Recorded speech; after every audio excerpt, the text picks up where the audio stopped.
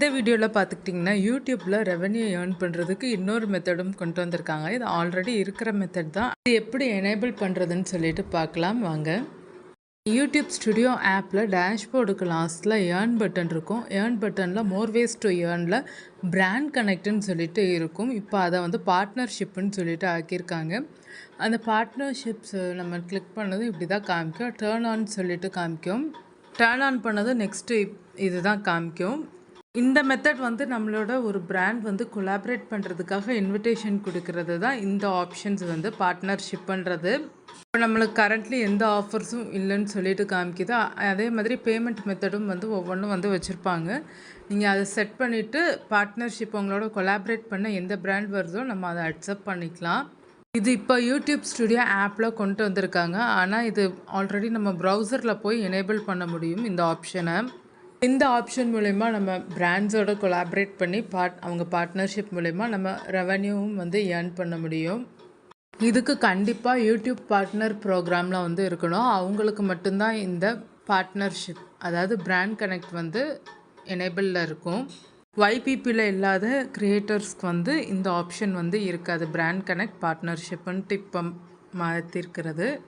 Brand connect பார்ட்னர்ஷிப்க்கு YPP ப்ரோக்ராமில் கண்டிப்பாக இருக்கணும். அதோட ஒரு சில கண்ட்ரீஸ் ரீஜன்ஸ்க்கு தான் இது அவைலபிளாக இருக்குது.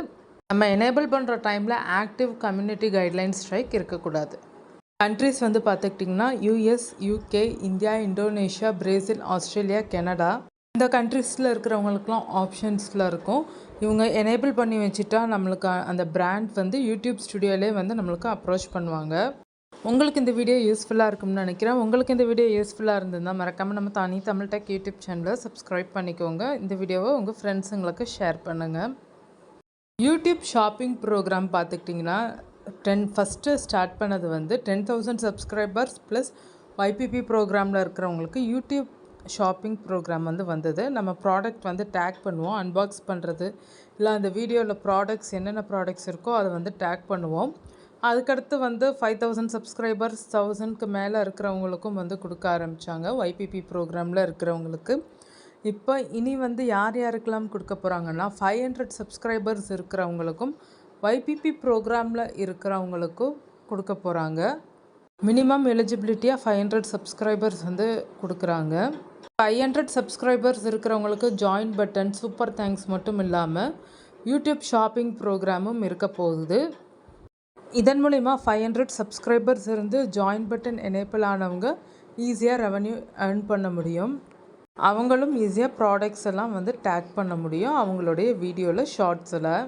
யூடியூப் ஷாப்பிங் அஃபிலியேட் ப்ரோக்ராமுக்கு அவங்களும் இனி எலிஜிபிள் தான்.